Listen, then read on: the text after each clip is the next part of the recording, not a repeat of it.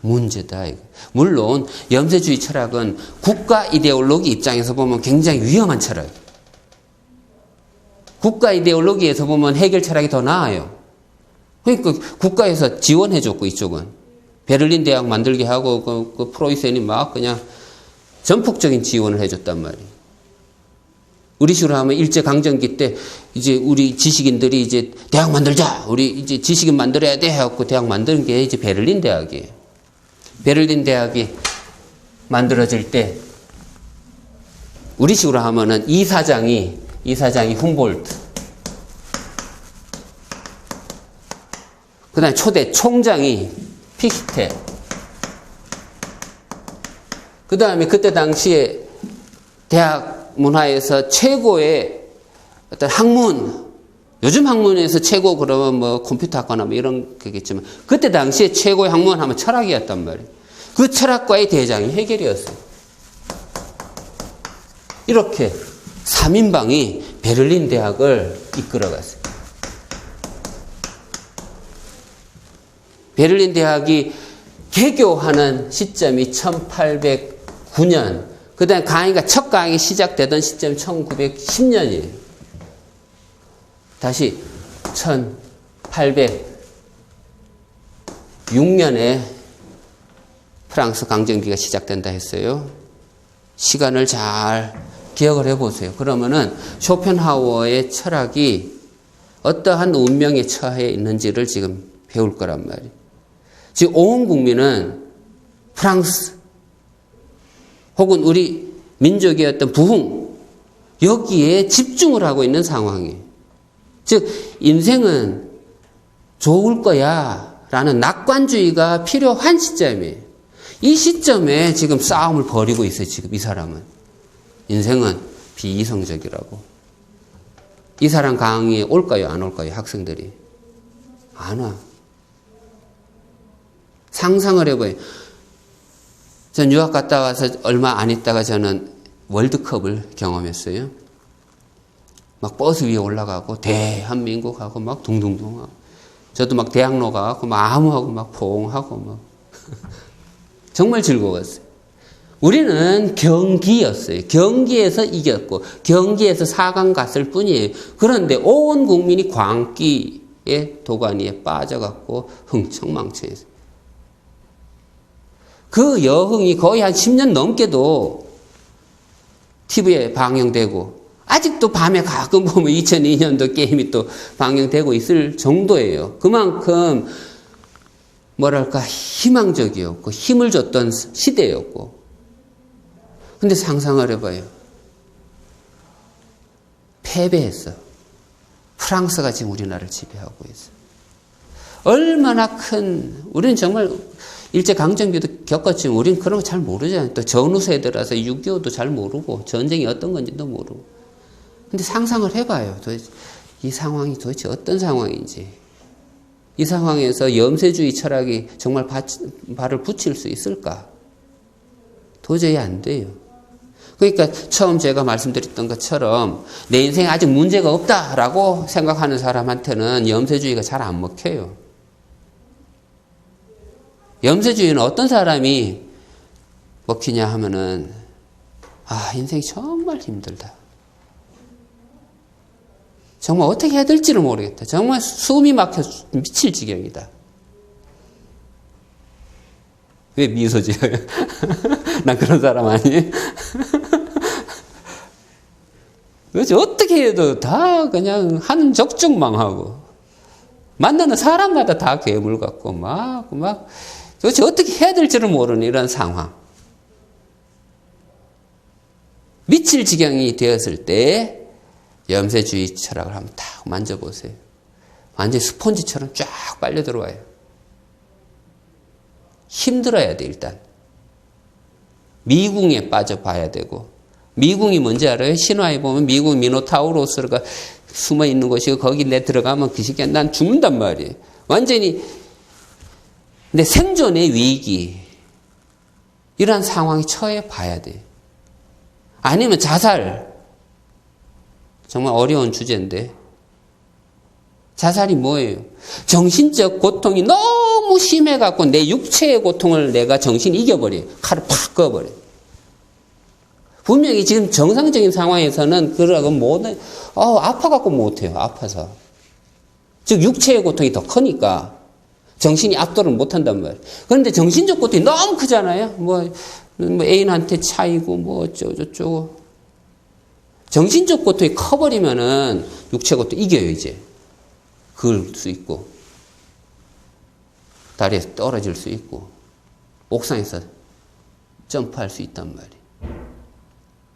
그런데 그 상황까지 가지 않기 위해서 염세주의를 훈련해야 돼. 염세주의는 그러니까 남자로 생각하면 군대 가는 거예요. 훈련소 가갖고 조교 딱 만나갖고 조교는 뭔지 알아요? 예를 들어서 발굽혀 펴기를 막 한 2, 30개 해서 이제 더 이상 못할 것 같은데 조교가 뭐라 그러냐면 요령 피운다고 그 정도밖에 못하냐. 지금 카메라가 돌아가고 있어서 욕을 못하겠는데 욕을 해대면서 그거밖에 못하냐. 더 하라고 윽박지른단 말이에요. 쇼펜하우어 철학이 그거예요. 더 이상 못해 죽겠는데 내가 미궁에 빠져 있는 것 같은데 미노타우로스가 저기 있다. 때려잡으라. 내가 힘이 없어 이제. 움직일 수도 없는데 희망조차도 없는데 쇼펜하우어는 미노타우로스를 가리켜요. 니체 철학, 쇼펜하우어 제자예요. 정신적인 제자예요. 니체 철학을 읽다 보면 이런 말도 나와요. 코볼트라는 요괴가 있대요. 코볼트는 각 집집마다 있는 그냥 요괴예요. 그런데 그 요괴는 개인마다 또 다 있대요. 이 코볼트는 언제 활동하냐 하면 내가 아이고 죽겠다 할 때 활동한대요. 무거운 짐을 지고 막 걸어가다 이제 죽겠다. 이제 짐을 내려놓으려 할 때 요괴가 내 짐 위에 올라탄대. 더 무겁게 해버린대요. 그때 포기하면 자살이에요. 죽는 거예요. 그때 견뎌내면은 이제 삶이 달라지겠죠. 바닥을 차고 올라올 때 그것을 회개라고도 하고 변심이라고도 하고 제일 나쁜 말로는 후회라고도 해요. 후회의 원리를 잘 깨달으면은 해탈의 경지까지 올라갈 수 있어요. 지금 우리가 봤던 이 눈에 보이는 이 현상들을 지금까지 진짜로 봤지만 이것이 가짜로구나 하는 그런 인식이 딱 와줄 때 그때 진짜가 보여요. 인생의 진짜가 보이고 그 진짜는 이성으로 안 돼요. 그래서 이제 쇼펜하우어 철학 강의하다 보면 제일 문제가 또 깨달음에 대해서 얘기를 많이 하는데 혹은 해탈에 대해서 그런 강의하다 보면은 어르신들이 자꾸 질문하는데 뭐라고 하냐 하면은 깨달은 게 뭐냐 하고 질문을 해요. 깨달은 게 뭐냐. 혹은 성인들한테 혹은 스님들 강의하는 데 가서 깨달은 바가 뭐냐. 그 질문은 참 무의미한 질문이에요. 왜냐하면은 여기가 본질계라고 해요. 본질. 이쪽은 현상. 예를 들어서 깨달음이라는 말. 본질계를 플라톤 철학으로 하면은 예를 들어서 이념계이고 혹은 이데아이고 등등이 본질계라고 해요. 즉 말로 설명할 수 있는 것이 이성으로 도달할 수 있는 것이고 그런데 예를 들어서 의자라는 이념이 현상으로 들어올 때는 의자가 이런 의자도 있고 이런 의자도 있고 이런 의자도 있고 이런 의자도 있어요. 다양해져요. 이러한 다양한 것을 통해서 즉 여럿에서 하나를 인식할 수 있는 능력, 그게 철학의 능력이에요. 혹은 하나에서 여럿을 생각해낼 수 있는 능력도 철학자의 능력이에요. 자, 그런데 깨달음에 대해서 질문을 던진단 말이에요. 깨달음이 뭡니까? 본질적인 질문이에요. 깨달음이 현상으로 나타나면 이런 깨달음, 저런 깨달음, 이런 깨달음 수십만 개로 바뀔 수 있단 말이에요. 법륜스님은 법륜스님대로 깨달았을 거고, 쇼펜하우는 쇼펜하우대로 깨달았을 거고, 해결은 해결대로 깨달았을 거고, 모든 인간은 다 나름대로 깨달음이 있어요. 쇼펜하우는 또 이런 말도 해요. 이게 배가 있다. 바다에 배가 있어. 배가 측연추라고 있어요. 측연추. 측연추를, 그러니까 바다 깊이를 재는 추예요. 납덩어리. 그걸 쭉 떨어뜨려 갖고 바다 깊이가 얼마인지를 찾는 거예요.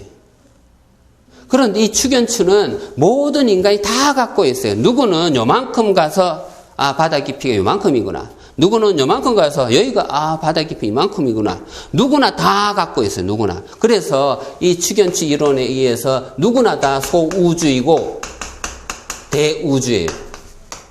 누구나 다가 단지 그 크기만 다를 뿐이지.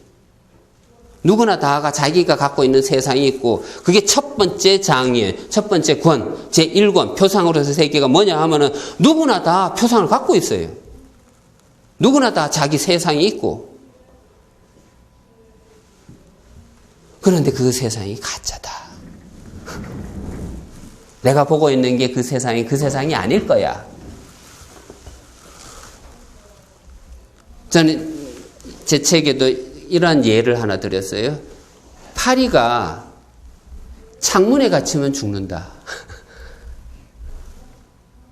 자랑인 것 같은 저는 어렸을 때 이걸 놀이로, 정말 잔인한 놀이로 관찰을 했는데, 파리가 창문에 딱 갇히니까 이놈이 거기서 죽어가더라고요. 어휴, 그만 수천 번을 창문에 팅팅팅 하고 막 부닥쳐가면서도, 반복된 실수를 하면서도 깨닫지를 못해요. 돌아서면 될 텐데. 돌아서서 다른 길을 찾으면 될 텐데. 계속 띵띵띵 하고 들이받고, 한여름이었던 것 같은데 햇살이 착 내려찌는 곳에서 그냥 말라 죽어가요. 파리의 실수가 뭘까요? 표상인데 자기가 생각하는 그 세상을 가짜라고 생각하고, 물론 보이는 게 진짜긴 진짜예요. 그러니까 이제 3권에 가면은 진짜로서의 표상을 또 얘기한단 말이에요. 그런데 우리가 실수하는 표상이 있단 말이에요. 그 차이점을 지금 배워야 되는데, 파리가 저 창문에서 바라보고 있는 바깥 세상은 1권에서 얘기하는 표상이에요. 그리고 이 유리창에서 이거 방해받지 않는, 정말로 내가 바깥 공기를 느낄 수 있고 뭐 이런 세상이 있을 거 아니에요. 진짜로서의 표상, 실존으로서의, 거울로서의 어떤 표상이 있을 텐데, 그거는 또 다른 표상이다. 그거는 누가 해주냐? 인식이 해준다. 인식이 뭐냐? 인식이 다른 말로 하면은, 우리말로 하면은 깨달음이에요. 깨달음. 자, 인식의 역사도 또 재미난데, 인식이라고 하는 말을 처음 사용했던 사람, 혹은 처음 어떤 학문적으로 사용했던 사람이 루터인데, 루터가 성서 번역하면서 이런 말을 해요. 아담이 이브를 인식하니 이브가 잉태하였더라. 자, 이 순서를 잘 생각해 봐요. 도대체 인식이란 말이 도대체 뭔지. 아담이 이브를 인식하니. 이걸 새로운 우리 언어로 바꾸면은, 아담이 이브를 뭐 하니? 지금 까먹었는데 성경 구절 외우고 있는 사람이 있어요? 어쨌든 우리는 성관계를 생각하겠죠. 혹은 섹스도 생각할 수 있겠고. 잉태가 되려면 현실적으로 그렇죠. 그런데 이러한 과정을 인식으로 말을 했단 말이에요.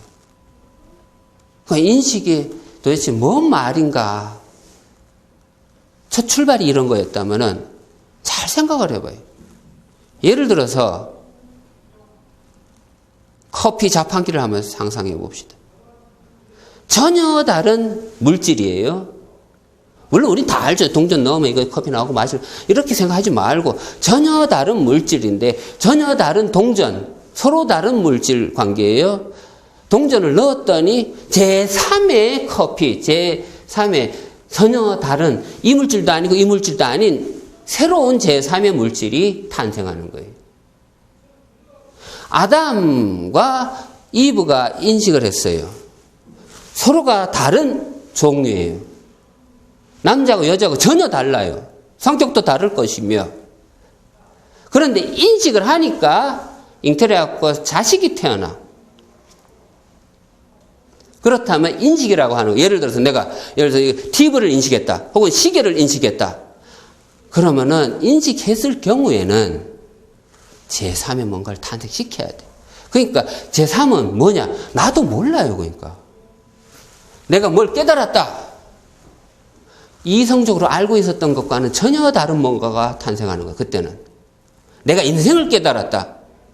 그전에 알고 있었던 것과는 전혀 다른 제3의 뭔가가 탄생하는 거예요. 아, 이게 이거구나. 아, 전혀 예상치 못했던 뭔가가 탄생하는 거예요. 깨달음이고. 예를 들어서 타이타닉 영화 보면 마지막에 마지막에 첫 장면이거든. 첫 장면. 맨 앞에서 뒤에는 남자가 딱 떠받쳐주고 날 믿어라 하고 있고 여자가 손 벌리잖아요. 깨달음의 순간이야. 거기 또 음악까지 막 받쳐줘갖고 엄청나게 깨달음. 그렇게 두려워했는데.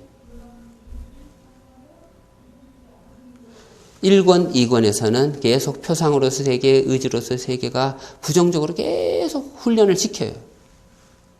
무섭게 만들고, 긴장하게 만들고. 그런데 서서히 3권 들어가고 4권 들어가면 서서히 의지와 표상으로 세계는 달라져요. 위로해주고.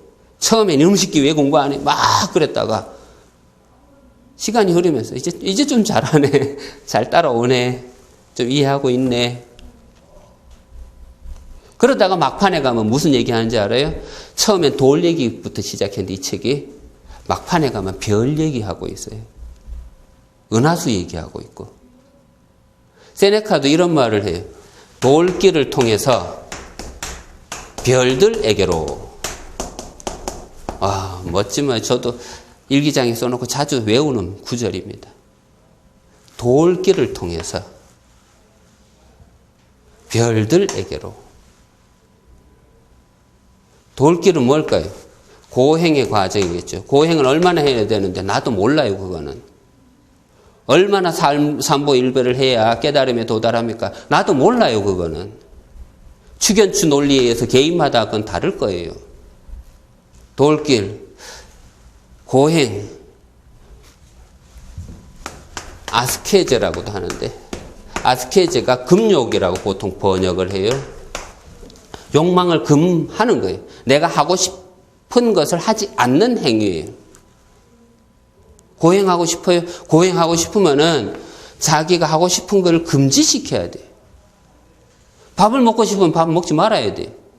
나가고 싶으면 나가지 말아야 돼요. 공부하기 싫으면 공부해야 돼요. 그게 고행이에요. 내 욕망에 반대되는 행동을 해야 돼. 욕망의 불을 끄고 싶어요?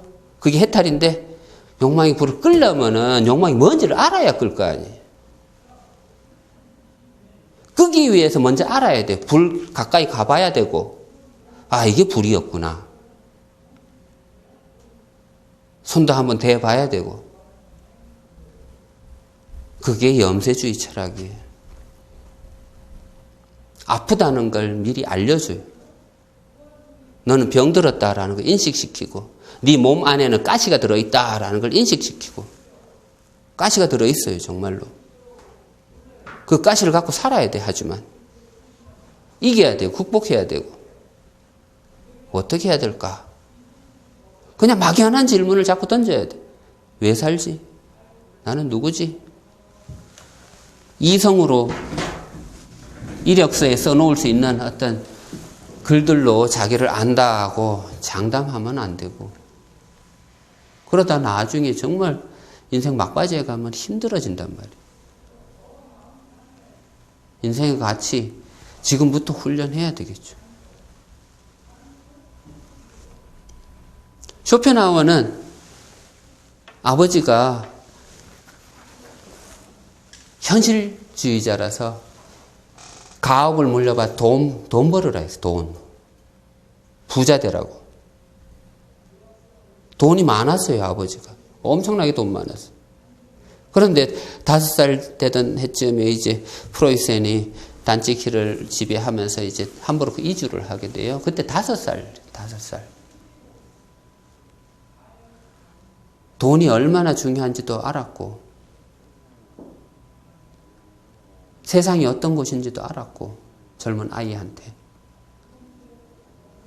그리고 11살쯤 됐을 때 아버지가 이제 학교 진학을 해야 되는데, 아버지는 예를 들어서 뭐 상고 가라. 이제 돈 벌어야 되니. 근데 얘는 대학 가고 싶어. 공부하고 싶어. 결정을 해야 돼. 이때 아버지가 제안을 하나 해요. 저 여행을 하라. 세계 여행, 배낭여행 내가 보내줄게. 아버지의 의도는 뭐였냐면 세상을 보면 얘가 왜 공부를 해야 되는지, 내가 왜 공부 열심히 해야 되는지 그걸 깨달으리라 하고 여행을 보내줘요. 세계 여행을. 그런데 얘는 돌아다니면서 보는 게 정말 인생이 고달퍼요. 거지들도 너무 많고, 왜 사는지, 정말 이러한 인생 왜 유지해야 되는지. 그러다 프랑스 툴롱에 가서 여기 그림을 하나 보게 돼요. 고야의 그림이. 저는 솔직히 얘기해서 이 고야의 실제 그림을 아직 못 봤어요. 저 꼭 보고 싶은데. 일단 인터넷에 돌아다니는 이 사진을 이렇게 들여다보고 있으면은 쇠사슬이 일단 보이죠. 두 손 꽁꽁 묶여 있고, 족쇄로 두 발이 꽁꽁 묶여 있고, 옴짝달싹 할 수 없고, 답답해요, 답답. 이 소년이 이 그림 앞에서 뭘 생각했을 거예요?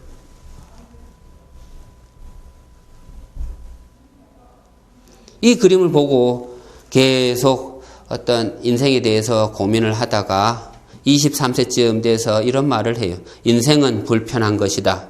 나는 이제부터 이것에 대해서 깊이 고민을 할 생각이다. 라고. 마치 시타르타하고 비슷해요. 시타르타도 왕자였어요. 돈 많은 집안 자식이었단 말이에요. 그것도 왕의 자식이었어요. 그냥 가만히 있으면 지도 왕이 될 거예요.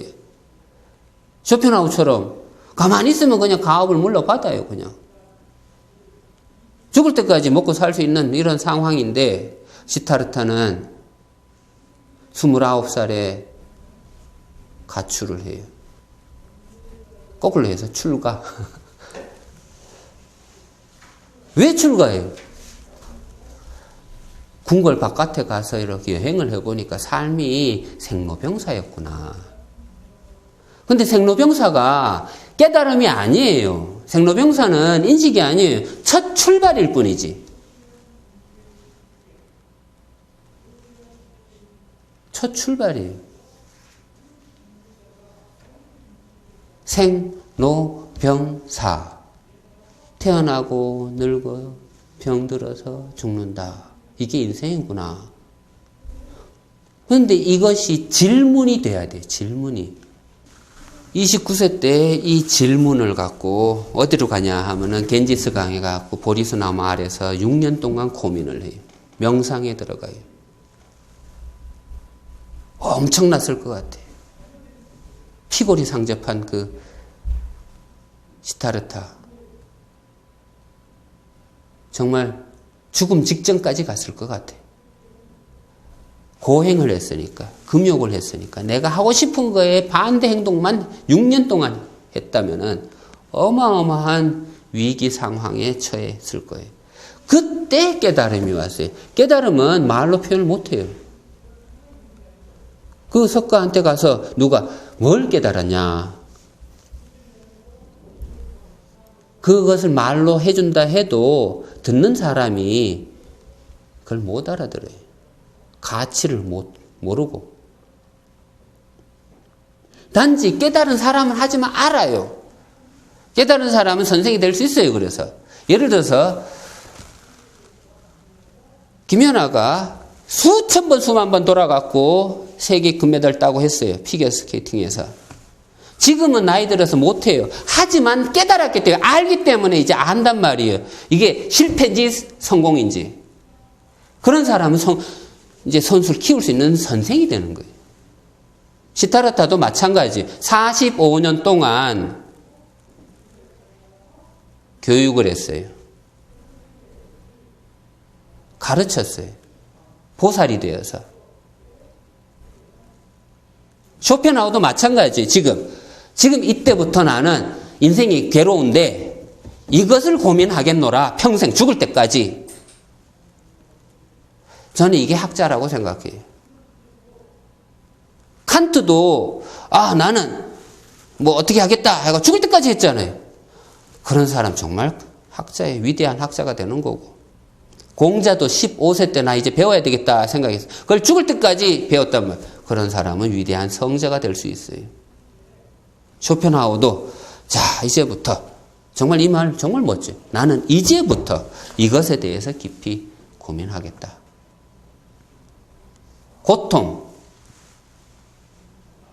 고통 정말 힘든 거예요.